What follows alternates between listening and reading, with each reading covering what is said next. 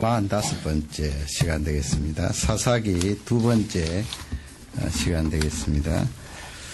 이 사사기는 여호수아서와 함께 연결된 그런 책으로 맥락을 이해하면 훨씬 수월할 것입니다. 조금 정리를 하면은요, 하나님께서 우리 아브라함을 통하여서 하나님의 백성으로 그렇게 선택을 하셨죠. 부르셨습니다. 강저편에서 부르시고, 그것이 창세기의 내용이고, 그 다음에는 이제 이 출애굽기 또 레위기, 민수기, 신명기를 통하여 그 하나님의 백성들에게 법을 주셨습니다. 법. 너희들이 나와 이 맺은 언약을 지키기 위하여 이 법을 준다 해서 그 법을 지킬 의무가 있고요. 그 이스라엘 백성들이 이제 광야에서 그 법을 받지요. 이제 광야 생활 끝나고 여호수아 장군을 통하여서 가나안 땅에 이제 입성하게 되는데, 그 가나안 땅은 부르심을 받은 하나님의 백성들이 법을 가지고 사는 땅입니다.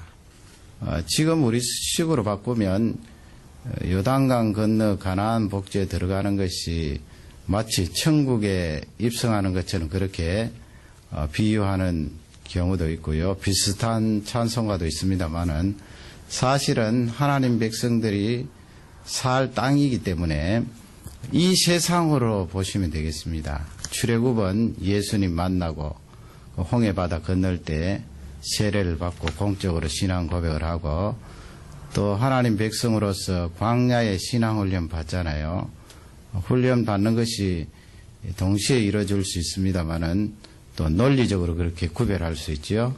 광야의 훈련을 받고 훈련받은 하나님의 백성들이 실제 가나안 땅, 이 세상에 들어가서 어떻게 하나님의 법을 지키면서 살아야 될 것인가, 그 부분에 이제 우리에게 알려주는데, 이 사사기는 반복해서 기록한 대로 그 임금님이 없었다 그렇게 되어 있습니다. 실제 그것은 외적으로 이스라엘 다스리는 왕이 없었다 그런 말씀이 되겠습니다만은, 그 하나님께서 그 이스라엘 나라의 왕이신데 그 주인이신 또 왕이신 하나님을 제쳐두고 떨쳐내버리고 자기 마음대로 자기 원하는 대로 산, 그것을 이제 상세하게 기록을 해놓았습니다.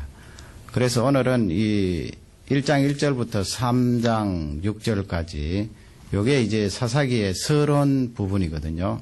지난 시간에 한 서론은 이 책 전체에 이제 이름이라든지 목적이라든지 저자라든지 그렇게 살펴봤고요. 오늘은 이 사사기 책 안에 서론 부분 살펴보기를 원합니다. 이 서론 부분은 사도 바울이 말씀한 대로 이 세상에 사는 우리 하나님의 백성들은 군사라고 그러죠. 군사로 비유하였습니다. 예수 그리스도의 군사, 그 영적인 전쟁을 한다는 거죠. 그 영적인 전쟁에 있어서 이스라엘 백성들이 가나안 땅을 점령하는 그것을 보면서 우리가 교훈을 얻어야 되겠죠. 우리도 이 세상에 나가서 영적 전쟁하면서 이 사람들과 같을 수도 있고 또 다를 수도 있다, 그런 맥락에서 한번 살펴보기를 원합니다. 그래서 첫 번째로 그리스도의 군사 된 내가 이 세상에서 어떻게 살아갈 것인가. 몇천 년 전에 이스라엘 백성들은 그 가나안 땅에 들어가서 어떻게 가나안 땅을 정복했는가. 사실은 영적으로 보면 같은 맥락이거든요. 그 5가지 그렇게 분류해서 살펴볼 수가 있습니다. 지파별로 다 살펴보기는 어렵고요.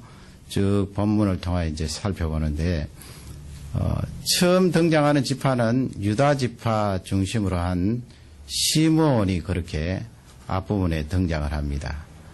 유다 지파 그리고 시므온 지파, 가나안 땅에 들어가서 이제 정복을 하는데 말이죠. 그게 우리에게는 영적인 전투가 되지 않겠습니까? 이 유다 지파는 승리한 지파로 그렇게 보시면 되겠습니다. 물론 100%는 아니에요. 거기 보면은 완벽하게 100% 다 그렇게 유다가 분배받은 땅을 다 정복한 것은 아닙니다만은 대부분 그렇게 정복을 했기 때문에 승리한 것으로 보면 됩니다. 승리한 지파다. 유다 지파. 그게 1절에서 20절 사이에 나오는데요. 다 읽을 수는 없고 나중에 이제 이 사사기를 살펴보실 때 그런 맥락에서 보시면 되겠어요. 그 안에 재미있는 것도 많아요. 거기 갈렙도 나오고요. 갈렙이 유다 지파지요. 그 사위를 삼는데 어느 성을 점령하는 자제에게는 내 딸을 주겠다 하는 그런 이야기도 나오고 아주 재미있어요. 나중에 읽어보시기 바랍니다. 그러면 유다 지파가 승리를 거두는 그 내용 9절 10절 보시면 나와 있어요. 우리 9절 10절을 다 같이 한 음성으로 받들어있겠습니다. 그 후에 유다 자손이 내려가서 산지와 남방과 평지에 거한 가나안 사람과 싸웠고 유다가 또 가서 헤브론에 거한 가나안 사람을 쳐서 세세와 아히만과 달메를 죽였더라. 헤브론의 본 이름은 기럇 아르바이였더라. 예, 헤브론 점령하는 내용도 나오고 유다가 가나안을 정복하는 내용이 기록되어 있는데 지도를 한번 보시기 바랍니다. 이 유다 지파가 분배하던 땅은 예루살렘을 중심으로 저쪽 남쪽 지역이 되겠습니다. 옆으로 저쪽으로 보시면 잘 아시는 대로 사해 바다 있고요. 저쪽 남쪽 지방이 유다 지파가 분배받은 땅인데 유다 지파가 저렇게 정복을 했습니다. 나중에 그 다윗이 피난 갈 때 이 유다 지파 경내에 돌지 않아요. 유다 지파가 저렇게 땅을 많이 분배해갖고 남쪽 사막 지대까지 그렇게 지경이 있다 하는 것을 보시면 되겠고요. 저 넓은 지역을 시므온과 손을 잡고 정복했다 하는 것을 성경은 기록하고 있습니다. 승리한 거죠. 그래서 신약 시대 사는 우리도 영적인 전투에 있어서 승리하는 성도가 틀림없이 있다는 것을 우리에게 잘 알려주고 있습니다. 그 다음 지파는 베냐민 지파입니다. 베냐민 지파는 막내이기 때문에 좀 이렇게 여리게 그렇게 느껴지고 연약한 지파가 아닌가 그렇게 우리가 생각할 수가 있는데요. 그러나 이 베냐민 지파를 통하여서 첫 번째 이스라엘 왕이 등장하기도 합니다. 이 베냐민 지파는 우리가 생각하는 것처럼 그렇게 강력하게 가나안 땅을 정복하지 못했는데요. 21절에 보면은 나와 있어요. 한 절로 그렇게 딱 요약해서 나와 있는데 우리 21절을 다 같이 읽도록 하겠습니다. 베냐민 자손은 예루살렘에 거한 여부수 사람을 쫓아내지 못하였으므로 여부수 사람이 베냐민 자손과 함께 오늘날까지 예루살렘에 거하더라. 이제 그 오늘날까지는 뭘 말하는 거예요? 오늘날까지 예루살렘 그 주위에 거하였더라. 이스라엘 백성들과 함께 공존했단 말이죠. 그 오늘날까지 그 표현은 무슨 표현이라고 그랬습니까? 이 사사기를 기록할 그 당시까지 여부수 족속들이 여전히 예루살렘 그 지역에 살고 있었다. 그런 말씀이 되겠습니다. 그러니까 여기에 사사기 기록이 나중에 다윗 임금님이 여부수족을 치고 예루살렘을 시온성으로 삼잖아요. 그러니까 그 이전이다. 그 이전에 사사기가 기록되었다. 그렇게 추론을 해볼 수가 있습니다. 지도를 보시면 다음번에 지도입니다. 빨리 그 넘겨주시기 바랍니다. 저게 이제 예루살렘에 있는 그 베냐민 지파 땅이 작아요. 다른 지파보다. 단 지파도 작지만은 짤쪽하게 그렇게 작게 분배받았는데 작게 분배받은 땅임에도 정복을 하지 못하고 여부수 족속들하고 같이 사는 그것을 성경은 기록하고 있는데 이건 성공입니까? 실패입니까? 실패입니다. 실패. 베냐민 지파는 실패했다. 그러니까 영적인 전쟁에 있어서도 실패하는 성도들이 있다 하는 것을 성경은 알려주고 있습니다. 세 번째 지파는 요셉 지파예요. 요셉 지파가 22절부터 29절에 있는데요. 요셉 지파의 지도를 보시기 바랍니다. 상당히 넓죠. 요셉 지파는 이쪽 요단강 사해부터 갈릴리까지 이어지는 저 라인이 요단강인데 요단강 이쪽 편에 므낫세 반지파 분배받았지요. 루벤하고 갓하고 므낫세 반지파. 그리고 나머지 므낫세 반지파가 요단강 서편 지중해 쪽으로 또 분배받고 그 아래쪽에 또 뭐가 있나요? 에프라임 지파. 에프라임 지파가 땅이 더 넓은데 그 에브라임 산지다 사사기에도 나오고 사무엘도 나오고 이런데 에브라임 지파가 분배받은 그 땅에 있는 산이라는 그런 뜻이 되겠습니다. 그러면 이게 이제 에브라임 므낫세 지파인데 이 사사기 1장에서는 요셉 지파로 그렇게 나와요. 그 요셉의 두 아들이 에브라임 므낫세니까 그렇게 성경은 기록하고 있는데 이것도 뭐 다 읽을 시간은 없고요. 25절 먼저 읽겠습니다. 25절은 승리하는 내용이에요. 성을 정복하는 내용입니다. 25절 읽겠습니다. 그 사람이 성읍의 입구를 가르친지라 이에 칼날로 그 성읍을 쳤으되 오직 그 사람과 그 가족을 놓아 보내니. 승리하는 내용이에요. 그 앞쪽에 쭉 보면은 그 어떤 사람에게 이 성읍의 문이 어디 있느냐 살려주겠다 그런데 그 사람이 손가락으로 이렇게 가르쳐 줬는데 나중에 이 요셉 지파가 그 성을 점령하고 나서 그 사람들을 살려주었다. 정복하는 내용이고요. 승리한 거죠. 29절 보겠습니다. 요셉 지파예요. 29절 다 같이 읽겠습니다. 에브라임이 게셀에 거한 가나안 사람을 쫓아내지 못하매 가나안 사람이 게셀에서 그들 중에 거하였더라. 아멘. 이건 뭐예요? 실패한 거죠. 그 정복하지 못해서 같이 이제 살게 되는데 그래서 요셉 지파는 부분적인 승리를 거둔 그런 지파였어요. 부분적으로 가나안 땅을 정복했다는 거지요. 그러니까 신약 성경, 신약 시대에도 예수 그리스도의 피로 거듭난 하나님의 백성들도 부분적으로 승리를 거둘 수 있다.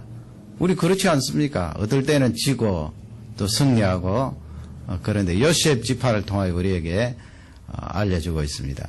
네 번째는 이제 세 지파인데 아셀, 납달리, 스불론 세 지파예요.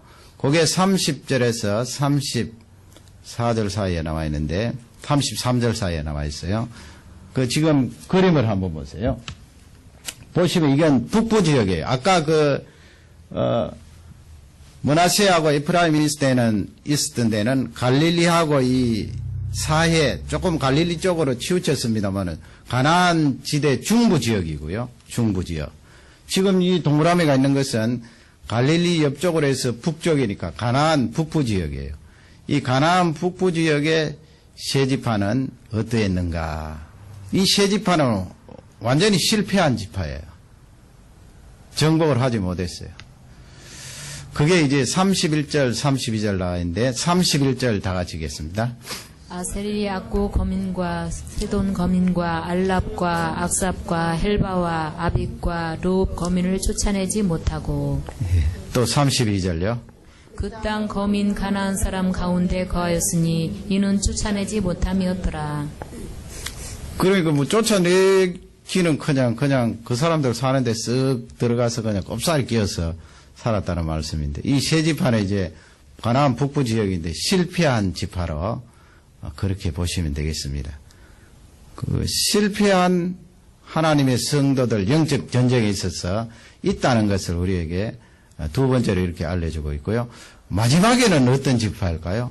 마지막에는 정복은 그냥 뭐 같이 공존하는 것도 그래도 볼만한데 정복은 그냥 도리어 압제당하면서 살아가는 지파가 있어요. 그게 바로 단 지파입니다. 외우기도 좋지요. 단 지파. 지도를 한번 보시면 단 지파의 위치는 저쪽 끝에 지중해 쪽에 베냐민보다는 좀 위쪽이지만은 저쪽 끝으로 에프라임 지파 그 옆으로 해서 지중해 쪽에 크지는 않아요. 크지는 않은데 그게 어디에 있는가 하면 34절에 보면 그렇게 되어 있어요.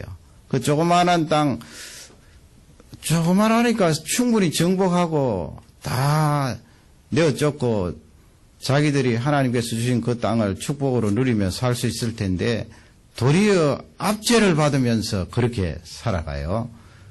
그것이 34절에 있습니다. 34절 다 같이 읽겠습니다.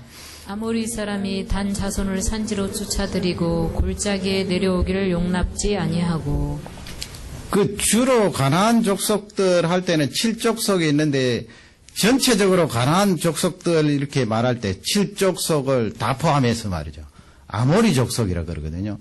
그 아모리 족속이 숫자도 많지만은 아모리 족속 하면은 가나안 땅에 사는 족속들 그렇게 넓게 말할 때는 그렇게 표현을 하는데 이 아모리 족속들 하나님께서 목표를 두시고 이스라엘의 손을 통하여 심판하시기를 원하셨는데 도리어 이 아모리 족속이 단 족속을 내어 몰아붙여서 가장 열악한 환경 속으로 가두어 버린 거예요.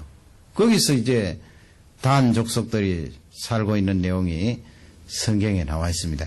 이것 보면은 참 얼마나 하나님의 백성들이 소극적으로 또 나약하게 살아가는가 하는 것을 우리에게 잘 알려주고 있습니다. 그 크신 하나님을 모시고 있으면서도 도리어 세상에 짓눌려서 저렇게 세상이 정하여주는 그 경계와 그 꼴짜기 속에 살아가니까 말이죠. 그 억압받고 살아가는 하나님의 백성들. 우리 신약시대도 마찬가지겠지요. 거듭났다고 말하면서 이 사단의 공격에 꼼짝달싹도 하지 못하고 짓눌려서 살아가는 너 꼼짝하지 마. 움직이지 마. 그 악한 영들의 명령에 따라 거기서 머물고 소극적으로 살아가는 하나님의 백성의 능력을 상실한 그런 경우를 말씀하고 있는데요. 2절을 한번 읽어보시기 바랍니다. 2절 읽어보시면 하나님께서 이미 약속을 하시고 적극적으로 들어가서 전투만 하면 다 자기 것이 될 수가 있는데 이렇게 실패한 지파들, 완전히 억압받는 지파들 있다는 것은 신약에 사는 우리들에게 대단한 경고의 메시지예요. 우리 2절을 다 같이 읽겠습니다. 여호와께서 가라사대 유다가 올라갈지니라 보라 내가 이 땅을 그 손에 붙였노라 하시니라. 이 땅을 붙였다고 말씀하죠. 유다 지파에게만 말씀하셨겠어요. 근데 이스라엘 지파에게 그렇게 이 땅을 너희들의 손에 붙였다. 올라가라. 싸우기만 하면 하나님께서 약속하신 그 땅을 취할 수 있다. 우리의 영적인 전투는 이미 승리한 것입니다, 여러분. 이미 승리했는데 마지막 D-Day 하나님께서 이 우주를 다 청산하시고 마지막 종말이 갈 그때까지 그냥 허용하시는 거지. 이미 사단은 치명적인 손상을 입었어요. 예수 그리스도의 십자가와 부활로 말미암아. 그래서 여러분 우리는 사실 예수 그리스도의 이름을 가지고 외치기만 해도 사단의 그 공격을 물리칠 수가 있는데 그것마저도 못해요. 믿음이 없어서.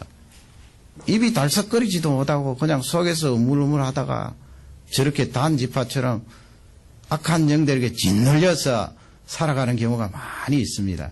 지금 이 가나안 땅을 하나님께서 이스라엘 백성들에게 붙이셨다 이 말씀은 신약으로 말하면 너희들 입이 승리를 거둔 거야. 예수 그리스도의 이름의 능력을 가지고 기도하고 말씀으로 선포하면 다 너희들에게는 주어진 그 승리를 얻을 수 있어, 쟁취할 수 있어. 그 말씀을 우리에게 적극적으로 하고 계십니다. 여러분, 우리를 향하여서 공격하는 악한 영들의 세력이 있다 할지라도 우리를 거꾸로 떨을 수 없잖아요. 우리의 승리는 보장되어 있잖아요. 오늘 이 말씀을 통하여 예수 그리스도의 군사로서 늘 승리하고 하나님께서 주신 그 많은 축복들을 마음껏 누리시기를 주님의 이름으로 축원합니다. 그러면 이제 좀 더 구체적으로 앞쪽은 이제 이렇게 실패하는 사람, 억눌려서 사는 사람, 승리하는 사람 그렇게 말씀을 드렸는데 그러면 이 사람들이 실패한 사람들은 왜 이렇게 실패를 했을까요? 또 왜 이렇게 억눌려서 살아갑니까? 여기서 주시는 중요한 메시지는 오늘 우리가 살펴볼 핵심입니다. 주시는 메시지가 무엇입니까? 초기 단계에서 실행하라는 말씀입니다. 우리는 그리스도의 군사니까 초기 단계에서 실행하라는 말씀은 초기 단계에서 악한 영들의 역사를 제압하라는 거예요. 없애버리라는 거예요. 제거하라는 거예요. 그것을 이제 성경이 우리에게 잘 알려주고 있습니다. 2장으로 이제 넘어가겠습니다. 그것을 살펴보기 위해서 2장 3절에 보면은 여호와의 사자가 이스라엘 백성들에게 나타나셔서 말씀을 주시죠. 이렇게 하나님의 백성들이 실패하고 어떤 사람은 승리하고 어떤 사람은 억눌려 살 때 항상 하나님의 말씀이 우리에게 임하여서 우리를 회복시켜 주시는데요. 그 말씀 가운데 3절을 보면 이렇게 말씀하죠. 우리 3절을 다 같이 읽겠습니다. 그러므로 내가 또 말하기를 내가 그들을 너희 앞에서 쫓아내지 아니하리니 그들이 너희 옆구리에 가시가 될 것이며 그들의 신들이 너희에게 올무가 되리라 하였노라. 아멘. 가시가 된다 그랬고요. 가시는 꼭꼭 찌르니까 얼마나 아파요. 그리고 그들이 섬기고 있는 신들이 올무가 되리라. 너희들을 칭칭 감아서 아니면 구덩이를 만들어서 만들어놓은 그 구덩이에 쑥 빠져서 그들이 섬기고 있는 그 신을 따르도록 하는 덫이 되고 올무가 되리라. 결정적인 것은 그들을 살려두고 쫓아내지 않았기 때문에 너희들에게 꼭꼭 찌르는 가시가 되겠다. 놔두면 가시가 된다는 말씀이에요.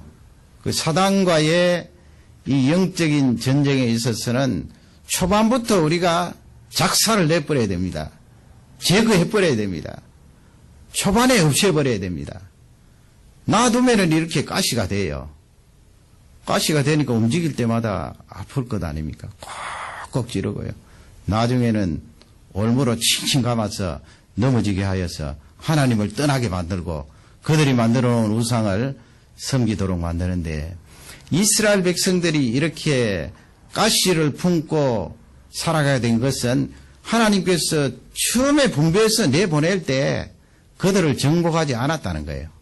뭐 실패한 사람 가던데 가운데는 그냥 슬쩍 들어가서 이 사람들도 여기에 원래 살고 있었는데 그냥 하나님께서 우리에게 허락하셨으므로 쓱 들어가서 살면은 자기들도 좋고 우리도 좋고 공존하자는 거지요. 그러나 하나님의 말씀은 선명하게 이스라엘을 심판의 도구로 사용하시고 아브라함 때부터 약속하신 그 땅을 너희들에게 주었으니 차지하라고 말씀하는 거예요. 슬쩍 들어가서 살라는 말씀이 아니에요. 왜 그렇게 아모리 족속들이 내어 몰아붙이는 그곳에 가서 살아갑니까?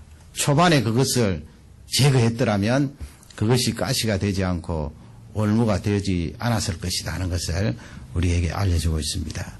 그러면 이 이스라엘 백성들이 나중에 올무가 되어서 어떻게 합니까? 계속해서 나오겠습니다만은 11절 12절 보면 거기에 그들의 상황을 기록해 놓고 있습니다. 우리 11절 먼저 읽겠습니다. 이스라엘 자손이 여호와의 목전에 악을 행하여 바알들을 섬기며 바알을 섬기며 그렇게 되어 있죠. 그리고 12절도 또 있겠습니다. 한꺼번에 애굽 땅에서 그들을 인도하여 내신 그 열주의 하나님 여호와를 버리고 다른 신 곧 그 사방에 있는 백성의 신들을 쫓아 그들에게 절하여 여호와를 진노하게 하였으되 예, 다른 신들 그렇게 되어 있고 13절 이하에 쭉 보면은 신들이 나오는데 거기는 아스타로 나오고 나중에 뭐 구약 성경에 편만하게 나온 아세라 나오는데 조금 그림을 보시지요. 우리가 이 사사기를 공부하기 위해서는 바알과 아스다롯을 알아야 됩니다. 잘 아시죠? 바알은 처음 그림 보시면 남자의 신입니다. 남자의 신. 그 다음에 조각을 보시면 저게 이제 고고학적으로 발견된 거고요. 바알 신의 형상입니다. 우상이죠. 그 다음에 이제 남자 신이 있으면 여자 신이 있다고요. 그게 바로 아스타롯인데 아스타롯을 보시겠습니다. 이게 아스타롯의 형상이고 이게 우상입니다. 요건 아세라의 형상이에요. 아세라. 나중에 북이스라엘에 가면 편만하게 퍼져 있는 그런 우상인데 사실은 뭐 아스타롯이나 아세라나 여신으로서 같은 비슷한 내용을 담고 있는 그런 우상이 되는데 하나님께서 이 두 우상을 다 싫어하시지만은 특히 이 두 우상은 이스라엘 백성들이 살아가는 가나안 땅에 편만하기 때문에 대단히 싫어하세요. 이 바알과 아스타롯의 중심 사상은 자연의 능력이 있다는 거예요. 거기서부터 하나님을 부인하는 거지요.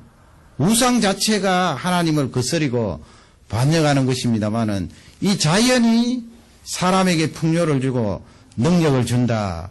그러므로 자연의 상징으로 바알을 만들고 아스타롯을 만드는데 바알은 이 농사하는 쪽, 아스타롯은 많은 후손들이 태어나는 다산, 풍요, 한마디로 줄이면 다산과 잘 살도록 해주는 우상이 바알과 아스타롯이라는 이런 우상입니다.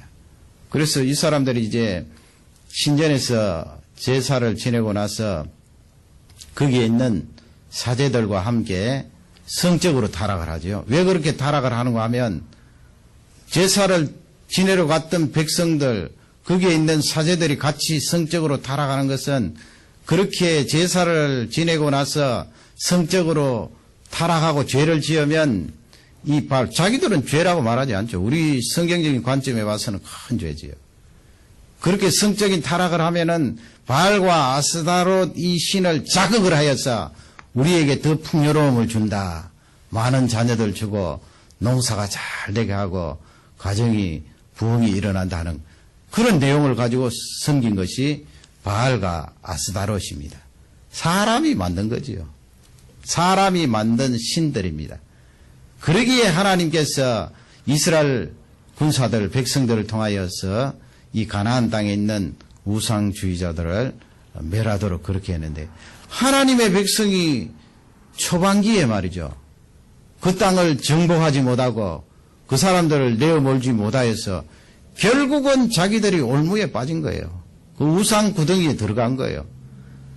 그러니 하나님께서 이 사사기 말씀을 통하여 우리에게 강력하게 알려주고 있는 메시지가 예수 그리스도를 통하여 거듭난 우리들도 이렇게 초반기에 제압하거나 제거하지 못하여서 수없이 많은 사람들이 넘어지고 그 가시 때문에 고통을 당한다는 것을 우리에게 잘 알려주고 있습니다.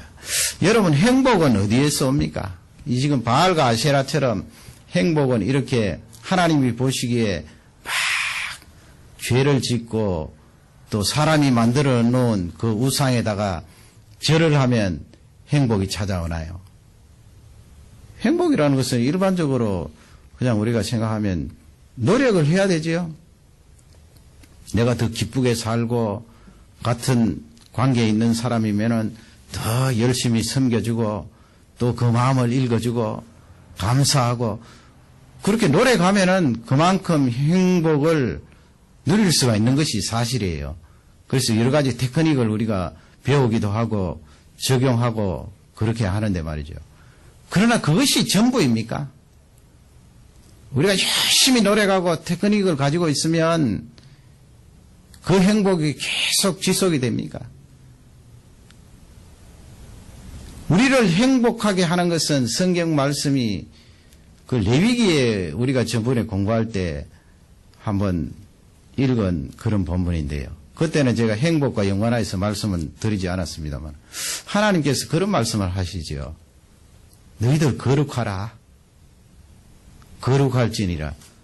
왜 거룩하라고 말씀하셨습니까? 내가 거룩하기 때문에. 우주를 만드시고 지구를 만드시고 태양을 만드시고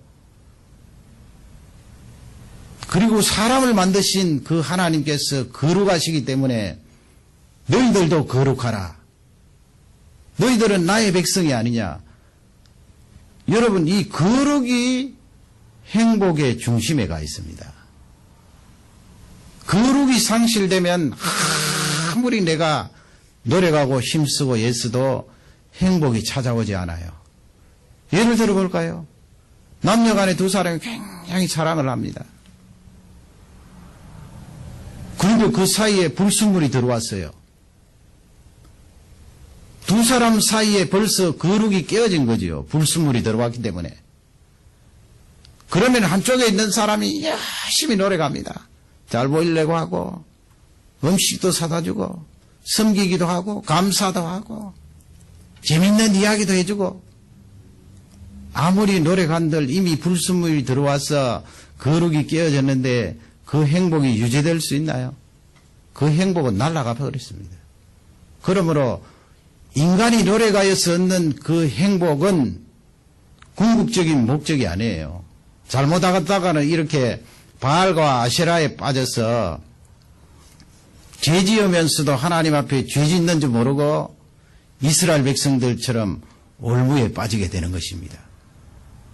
어느 공동체고 마찬가지입니다. 거룩이 들어가 있으면 행복과 평안은 찾아오는 거예요.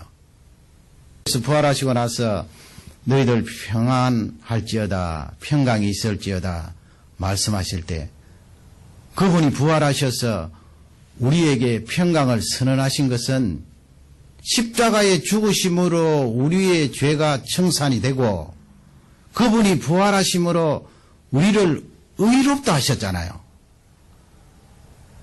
예수 그리스도로 말미암아 내가 의롭게 되었기 때문에 거룩성이 회복된 거예요.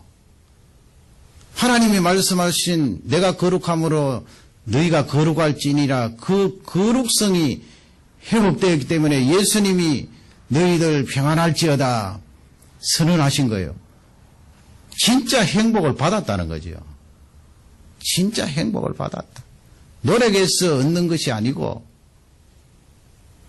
거룩하게 된 너희들에게 하나님이 주시는 그 놀라운 선물이라고 말씀을 하고 있습니다. 하나님께서 이스라엘 백성들에게 그것을 원하셨는데 이스라엘 백성들은 거룩을 깨어버렸어요. 완전히 깨어버렸어요. 바알을 자기의 신으로 삼고 행복을 추구하려고 열심히 머리를 숙입니다. 무릎이 닳도록 머리를 숙이는데 그 행복이 오나요? 하나님과 이스라엘 사이에 거룩이 깨어졌는데 어디에 행복이 옵니까? 하나님께서 심히 섭섭하셨습니다. 영적인 전쟁에 있어서 초반기에 우리가 깨닫고 제거하거나 제압하는 것이 대단히 중요하다고 말씀했습니다. 여러분 우리가 살다가 보면 내가 영적으로 짓눌리는구나 그런 생각할 때가 많고요. 또 어떨 때는 이 감정이 타락한 이후로 우리에게 부정적인 감정이 많이 생기잖아요. 요즘 보면은 문명이 이렇게 발달된데 우울증 환자들이 얼마나 많은지요. 자살하는 대부분의 경우는 보면은 그 뒤에는 우울증이잖아요. 우울증 뭐 심리학적으로 뭐 어떻다 생리적으로 뭐 어떻다 해서 약도 사용하고 그렇게 많은 처방이 있는데 근본적으로 따지고 들어가면 우리 사람에게 죄성이 있기 때문에 우울증이 생기는 것이고 불안이 생기는 것이고 신경증이 생기는 것이고 잠이 안 오고 세상이 싫어지고 사람이 미워지고 복수감이 생기고 원수 갚으려는 마음이 가득 들어찬 것 아닙니까? 그러니 그런 것을 다 인간 이해의 관점에서 생각할 것이 아니라 영적인 전투의 영역에서도 반드시 생각해야 된다는 거예요. 내가 내 속에 어두운 그림자가 싹 들어오면 네 상황이 이러니까 이럴 것 아닌가. 이건 당연히 인간의 성정을 가진 내가 심리를 가진 내가 마음을 가진 내가 이렇게 마음이 드는 것은 당연한 것 아닌가. 그렇게 정의를 내리지 말고 나에게 왜 이렇게 어두운 그림자가 들어왔는가. 방금 예배를 드리고 방금 기도를 하고 방금 찬양을 했는데 왜 이렇게 어두운 그림자가 들어왔는가. 그러면 초반에 그것을 체크를 해서 그 다음에는 제거해버려야 된다는 거예요. 그 복음 바깥에 있는 사람들은 그렇게 우울이 들어왔음에도 불구하고 그냥 가만히 방치해 주잖아요. 나중에는 그것이 습관화되면은 그 부정적인 그림자가 들어와 있는 것을 그냥 방치할 뿐만 아니고 즐긴다고요. 즐기는 환자가 많아요.